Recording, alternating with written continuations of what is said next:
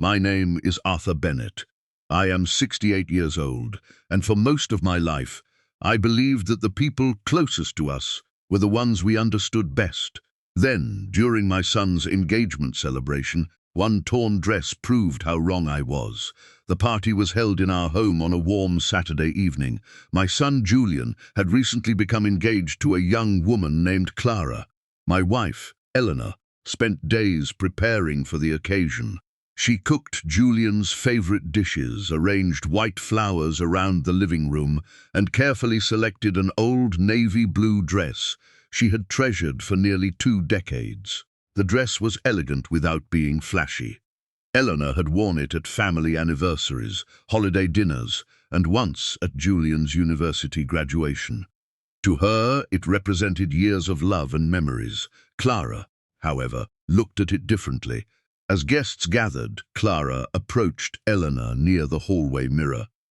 Her smile was polite, but her eyes carried something cold. "Are you really wearing that to our wedding?" she asked. Eleanor looked down at the dress. "Julian has always liked blue. I thought it would be suitable." "That shade is my color," Clara replied. "I don't want anyone confusing you with the bride." I stood only a few steps away and heard every word. Before I could intervene, Julian entered the room. Clara's expression changed immediately. "She's helping me choose something," Eleanor said quietly. Clara smiled sweetly. "I was only suggesting a different style." Eleanor hated conflict. She followed Clara toward the guest room, hoping to prevent an argument from ruining the celebration. A minute later, I heard a sharp sound. Rip! I rushed down the hallway and opened the door. Eleanor stood beside the bed, holding the torn fabric against her body. The seam had been ripped from her shoulder, almost to her waist. Clara stood in front of her without a trace of regret. My anger rose so quickly that my hands began shaking. "Step away from my wife," I said. Clara folded her arms. "You're making this much bigger than it is." I walked toward Eleanor. "You deliberately tore her dress. What exactly do you think needs to be explained first?" Julian ran into the room after hearing my voice. He stared at the damaged dress, then looked at Clara. "Dad," he said nervously, "please." Clara just became upset for a moment. His words hurt more than I expected. "You saw what happened to your mother," I replied, "and your first concern is protecting the person who did it." Eleanor tried to pull the fabric together, but the torn opening exposed the left side of her body. That was when everything changed. Beneath the dress was a long, uneven scar. It stretched across her ribs toward the center of her chest. The skin was raised and twisted, as though it had been torn by something sharp many years ago. I had seen the scar before, but Eleanor had never explained how she received it. Clara looked down. The color disappeared from her face. Her glass slipped from her hand and shattered across the floor. "No," she whispered. Her eyes remained fixed on the scar. Her entire body began trembling. Eleanor watched her silently. Then Clara took one unsteady step forward. "You!" she said. "You're the woman? What woman?" I asked. Clara covered her mouth. Tears filled her eyes. "That scar," she whispered. "I've seen it before." The room became completely silent. Julian stared at her in confusion. I looked at Eleanor, waiting for an answer, but my wife lowered herself into a chair and closed her eyes. Finally, she spoke. 22 years ago, Eleanor said quietly, there was a terrible accident on Highway 17. Clara's knees weakened. "My mother kept an old newspaper photograph hidden in a locked box," she said. "There was a woman standing beside a burning car. She had a wound on her side." Eleanor slowly looked up. Clara's voice broke. "Were you there that night after several painful seconds?" Eleanor nodded. "Yes." Clara began crying. "My mother told me a stranger caused my father's death," she said. "She told me that woman abandoned me after the crash." Eleanor's expression filled with sorrow. "I didn't abandon you," she replied. Clara froze. Eleanor touched the scar beneath her torn dress. "I pulled a little girl from the back seat of a burning car," she said. I used my body to protect her when the window exploded. Clara stared at her. That little girl, Eleanor continued, was you. In that moment, I understood that the torn dress was not the real disaster. It had uncovered a secret that had been buried for more than 20 years. And the truth was about to destroy everything Clara believed about her own mother. For several seconds, no one spoke. The broken glass remained scattered across the floor, while Clara stared at Eleanor as if the room had disappeared around her. Julian stood near the doorway, pale and confused. I could hear my own breathing, but I could not understand what I had just heard. "You saved her?" I finally asked. Eleanor looked at Clara, not at me. 22 years ago, I was driving home after finishing a late shift, she said. A storm had covered the highway in rain. Near the old bridge, I saw a car crash into the guardrail. Clara slowly lowered herself onto the edge of the bed. The front of the car was crushed. Eleanor continued. Smoke was pouring from the engine. A man was slumped over the steering wheel, and a woman stood outside screaming. "My mother," Clara whispered. Eleanor nodded.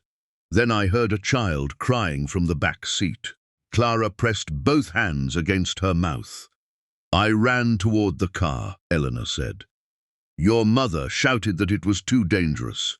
She told me the vehicle could catch fire at any moment, but I could see you trapped behind the driver's seat." Her voice became quieter. The seatbelt was jammed. I climbed through the broken door and tried to release it. Then one of the windows exploded. Eleanor touched the scar beneath the damaged dress. A piece of metal tore into my side. I turned my body and covered you before the glass reached you. Clara's tears fell faster. "My mother said she pulled me from the car," she whispered. "She told me she stayed beside me in the hospital for 3 days. She may have stayed," Eleanor replied, "but she didn't carry you out." The words struck Clara like a physical blow. Eleanor explained that after freeing the child, she carried her through the rain and placed her in the arms of a paramedic. By then, she had lost a dangerous amount of blood. A second ambulance took her to another hospital before Clara regained consciousness. "I never knew your name," Eleanor said. "I only knew you were alive." Clara looked down at the torn blue fabric. "For years, my mother told me there was a selfish woman at the crash," she said. "She claimed that woman disappeared and left my father to die." Eleanor's face tightened. "Your father was alive when I pulled you from the car." Clara lifted her head. "What?" "He had a head injury, but he was breathing. Before the ambulance arrived, he regained consciousness. Then why did he die?" Eleanor remained silent. The question hung heavily in the room. I had known my wife for more than 40 years. I recognized the look in her eyes. She was hiding something painful, not because she wanted to protect herself, but because she feared what the truth would do to someone else. "Eleanor," I said, "what happened after you carried Clara out?" She looked toward the window. "Her father asked me to keep something secret." Clara stopped crying. "What secret?" Eleanor did not answer. Instead, she stood and carefully pulled the torn sides of her dress together. "Tonight is not the right time," she said. I stepped closer. "You carried this alone for 22 years. Why?" "Because Clara was a child," Eleanor replied. "She had already lost her father. I didn't want to take away the only version of her family she understood." Clara shook her head. "But that version was a lie." Eleanor looked at her with quiet sadness. "Perhaps, but sometimes the truth has consequences that reach far beyond the person who tells it." Julian finally moved from the doorway. "Clara," he said softly, "did your mother know about Eleanor?" Clara's expression changed. At first, she looked uncertain. Then fear appeared in her eyes. "When I met Eleanor for the first time," she said, "my mother asked many questions about her. She explained that after our first family dinner, her mother had become unusually nervous. She repeatedly warned Clara not to trust Eleanor. She said Eleanor's kindness felt false," Clara continued. She told me some people hide terrible things behind gentle smiles. I remembered the strange behavior during that first meeting. Clara had pulled away whenever Eleanor came near her. Every kind gesture had been treated with suspicion. She wanted me to dislike your mother, Clara admitted. Julian looked devastated. You pushed me away from my parents because of that. Clara closed her eyes. I believed I was protecting myself. I felt anger rise again, but Eleanor placed a hand on my arm. She was manipulated, my wife said. I looked at the torn dress. That explains her behavior, I replied. It doesn't excuse what she did. Clara nodded slowly. You're right. For the first time that night, she looked directly at Eleanor. I was cruel to you, she said. I believed every lie without asking who you really were. Eleanor remained silent. Clara swallowed. I don't expect forgiveness, but I need to know what happened to my father. Eleanor's eyes filled with pain. The truth is hidden in old records, she said. And I think your mother has spent 22 years making sure no one finds them. That night, after the guests left, I went into the attic. I opened the oldest storage box I could find.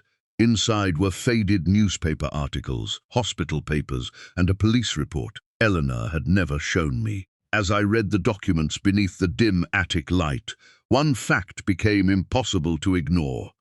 Clara's father had not been driving the car. Her mother had been behind the wheel. I spent most of that night in the attic. The old box sat open beside me, while rain tapped against the roof. Inside were yellowed newspaper articles, medical records, photographs, and a police report from the accident 22 years earlier. The more I read, the clearer the truth became. Clara's mother, Lorraine, had been driving the car. According to the original report, witnesses noticed that Lorraine appeared unsteady after the crash. A blood test taken at the hospital showed that she had been drinking before getting behind the wheel. She lost control on the rain-covered highway and struck the guardrail. But the official report listed Clara's father as the driver. At first, I thought the documents contradicted each other. Then I found a handwritten statement hidden beneath an old hospital receipt. It explained everything. Clara's father had regained consciousness after the crash. When he learned that Lorraine had been driving, he begged the police to place the blame on him. He feared that his daughter would lose both parents if Lorraine went to prison. He chose to protect his wife. That decision cost him his life. After Eleanor carried Clara from the vehicle, her father stayed near the burning car. He tried to reach the front seat and recover important documents. Thick smoke filled his lungs. By the time the emergency team arrived, he was too weak to survive. Lorraine had caused the accident. Her husband had accepted the blame. And Eleanor had saved Clara. Yet for 22 years, Lorraine had told her daughter a completely different story. I carried the documents downstairs. Eleanor was sitting at the kitchen table. The torn blue dress had been folded beside her. Julian stood near the window, while Clara sat quietly, with her hands clasped. I placed the papers in front of them. Lorraine was driving, I said. Clara stared at me. No, the report confirms it. She told me my father had been drinking. He wasn't. Clara's face tightened. Then why would he take the blame? Eleanor looked down.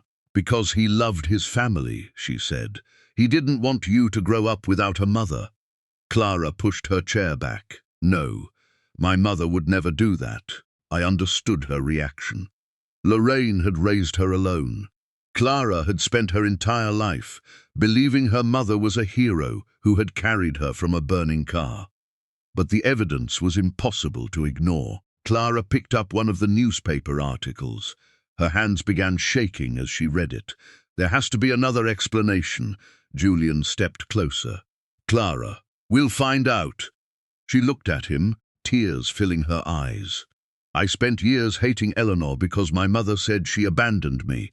Her voice cracked, and I tore the dress of the woman who saved my life. No one answered. Clara walked toward Eleanor. I'm sorry. she whispered. Eleanor looked at her calmly. An apology matters when it is followed by change. Clara nodded. I know. Then, without warning, she dropped to her knees. Eleanor immediately stood. Get up! I humiliated you, Clara cried. I treated you like an enemy. I believed lies because I never questioned the person who told them. I said, get up. Clara slowly rose. Eleanor placed both hands on her shoulders. You don't repair harm by making yourself smaller, she said. You repair it by accepting responsibility and choosing differently. Julian lowered his head. Then Eleanor turned toward him. And you have something to answer for, too. Julian looked confused. What did I do? You watched Clara defend herself after she tore my dress. You asked your father to calm down. You didn't ask whether I was hurt. His face went pale. Mom, I was trying to keep peace. Keeping peace is not the same as avoiding responsibility. Julian said nothing. When someone is being mistreated, Eleanor continued, standing in the middle does not make you neutral. Sometimes it means you are protecting the person causing the harm. Julian's eyes filled with regret. I'm sorry, he said. I should have defended you. Eleanor nodded, but she did not immediately forgive him. Then prove that you understand. The room fell quiet. A few minutes later, Clara wiped her face and looked at the accident papers again. My mother still thinks I believe her, she said. I frowned. What are you planning? I want her to tell the truth. She may deny everything, I replied. Not if she thinks she is speaking privately. Clara explained her plan. The next evening she would invite Lorraine to her apartment. She would ask about the scar, the accident, and the identity of the person who rescued her. We would remain in the next room. Her phone would record everything. Eleanor looked concerned. Clara, confronting her may be painful. I know, Clara said, but I need to hear the truth from her. The following evening we arrived before Lorraine. Julian and I sat quietly behind a closed door. Eleanor remained beside us, holding the repaired blue dress in her lap. Then the front door opened. Lorraine entered with a confident smile. She believed her daughter was still under her control. She had no idea that the story she had protected for 22 years was about to collapse. Lorraine entered Clara's apartment, carrying a small gift bag and wearing the same confident expression she always used when she believed she was in control. She hugged Clara and looked around the room. Where is Julian? She asked. He'll be here later, Clara replied. Lorraine placed the gift on the table. Good. We need to talk privately. I've been worried about you. Clara walked into the kitchen and returned with 2 cups of tea. Her hands were steady, but I could hear the tension in her voice. Mom, I saw something last night. Lorraine lifted her cup. What did you see? A scar. The cup stopped halfway to her lips. What scar? The scar on Eleanor's side. For one brief second, Lorraine's face lost all color, then she smiled. She probably showed it to make you feel sorry for her. Clara stared at her. You know exactly what I'm talking about. Lorraine placed the cup down. I don't understand. 22 years ago, who pulled me out of the burning car? My goodness, Clara, I did. You? Yes. I've told you that story your entire life. Clara's voice became colder. Then why did Eleanor have the same scar shown in the newspaper photograph you kept hidden?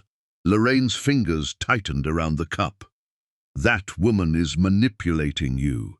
She said she carried me out of the car. She is lying.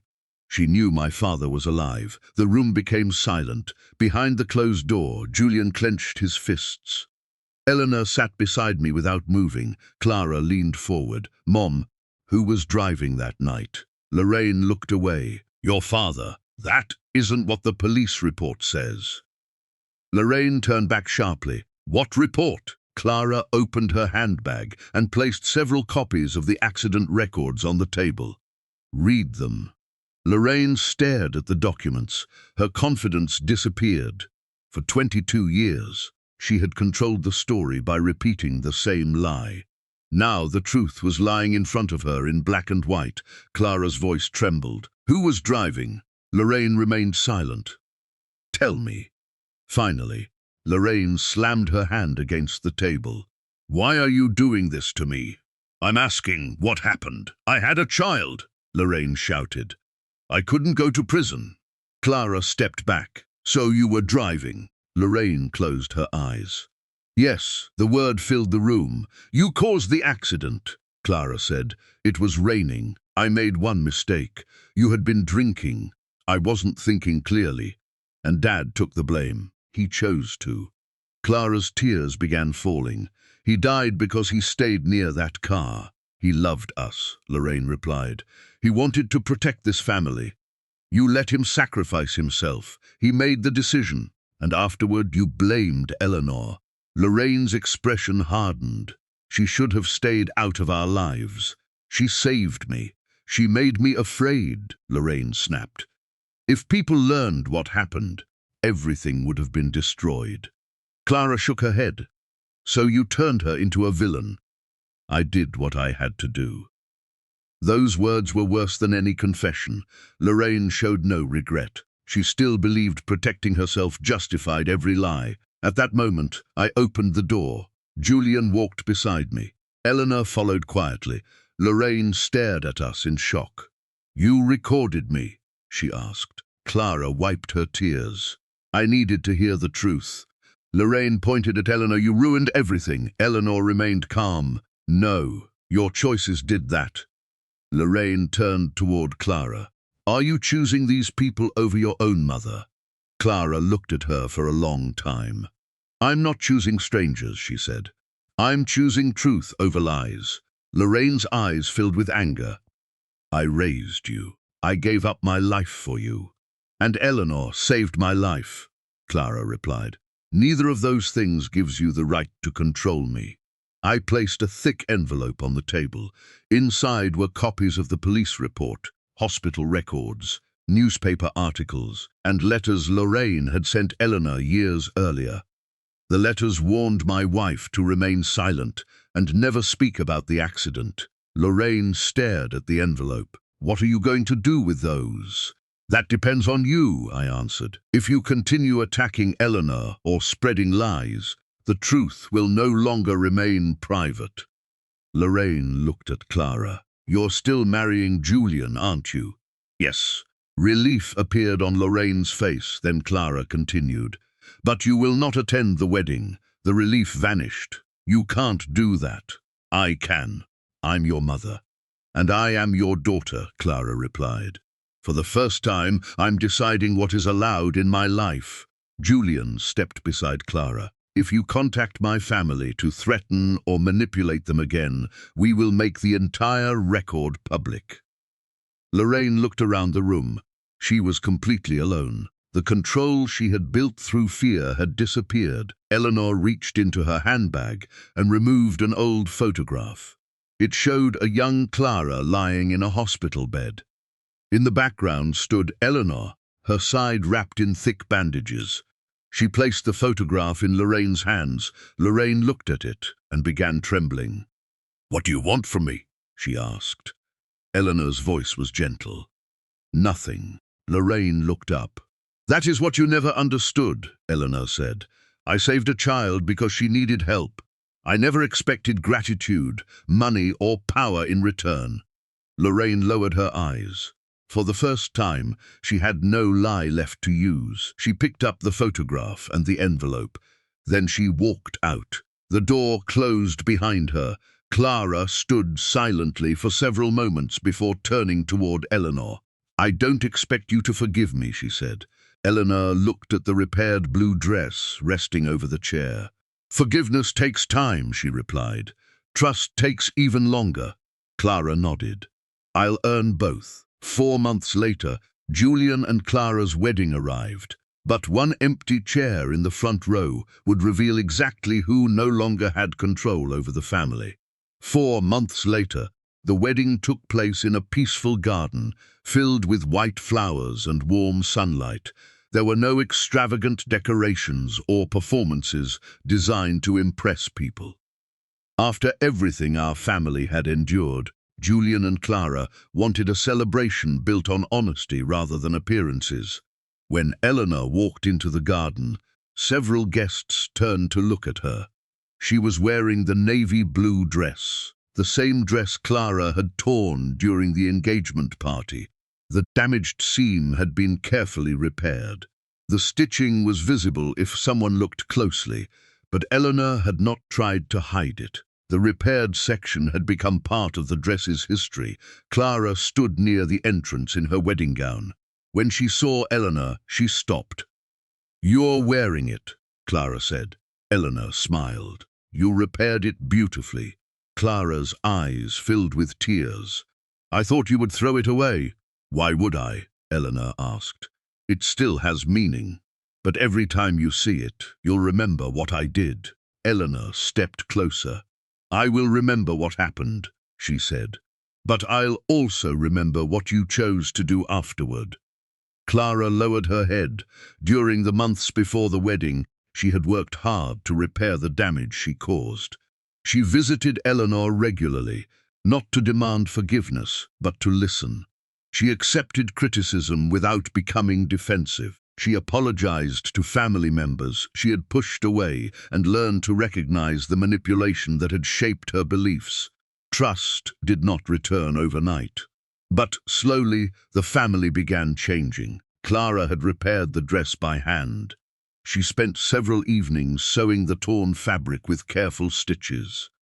When she returned it, she did not ask Eleanor to forgive her. She simply said, "I wanted to repair what I could." That mattered. Eleanor reached into her purse, removed a tissue, and gently wiped away Clara's tears. "Be careful," she said with a small smile. "Your makeup will be ruined before the photographs." Clara laughed through her tears. For the first time in months, the pain between them felt lighter. Before the ceremony began, Julian approached his mother. He took her hands. "Mom," he said, "I need to apologize again." Eleanor looked at him. "I thought staying in the middle was fair," Julian continued. "I believed I could avoid conflict by refusing to take sides." "You understand now?" she asked. "Yes. What did you learn?" Julian looked toward Clara. "When one person is being hurt, pretending that both sides are equally responsible is not fairness. It protects the person causing the harm." Eleanor nodded. "That lesson will stay with you." "It will." Julian hugged her. This time, Eleanor returned the embrace. Near the front of the garden stood a row of chairs reserved for Clara's family. One chair was empty. A small bouquet of white flowers rested on the seat beside an old photograph of Clara's father. The chair was not reserved for Lorraine. Clara had chosen to honor the father who sacrificed himself to protect his family. She refused to allow the truth about him to disappear beneath years of lies. Lorraine had sent messages, made calls, and written long letters. Sometimes she begged. Sometimes she blamed Clara. Other times, she threatened to expose private family matters. Clara answered none of them. She had finally understood that boundaries were not cruelty. They were protection. As the wedding music began, Clara walked toward Eleanor. "May I ask you something?" "Of course. Why did you save me?" Eleanor looked toward the bright sky. "You didn't know me," Clara continued. "You had no reason to risk your life," Eleanor smiled. "You were a child who needed help. That was enough." "Yes." Clara held her hand. "Kindness does not need to know someone's name before it acts." The words stayed with Clara as she walked toward Julian. The ceremony was simple and beautiful. Julian and Clara exchanged vows beneath an arch covered in flowers. Their promises were not about a perfect future. They promised honesty, accountability, and the courage to speak when something was wrong. I stood beside Eleanor and held her hand. For years she had hidden the scar on her side. She believed it belonged to a painful past. But now I understood something different. The scar was proof that she had survived. It was proof that she had protected a child when no one else could. The wedding ended as the sun began to set. Guests slowly returned home. The garden became quiet. Our family did not return to what it had been before. We became something different, something stronger. No one had to remain silent to keep peace. No one had to accept manipulation because of family ties. And no one was expected to forgive simply because another person demanded it. The blue dress had been repaired. The family had also begun healing. But Eleanor decided she would never hide her scar again. As we walked through the garden, the evening breeze moved gently around us. I looked at my wife and said, "Some people hide their scars because they believe scars make them less beautiful." Eleanor smiled. "Maybe scars are reminders," she replied. "They show us what we survived." I held her hand more tightly. The dress carried visible stitches. The scar remained. Neither needed to disappear. Some wounds cannot be erased, but they can stop controlling the person who carries them. That was the final lesson our family learned. Silence is not always peace. Pain may explain someone's behavior, but it does not remove responsibility. And forgiveness does not require giving someone another opportunity to cause harm. Eleanor could release her anger toward Lorraine without allowing Lorraine back into our lives. Those were two different choices. The wedding lights glowed behind us as we walked toward home. The dress had been repaired, the family had changed, and the scar remained exactly where it had always been. Not as a symbol of shame, but as proof that courage can survive even the deepest wounds.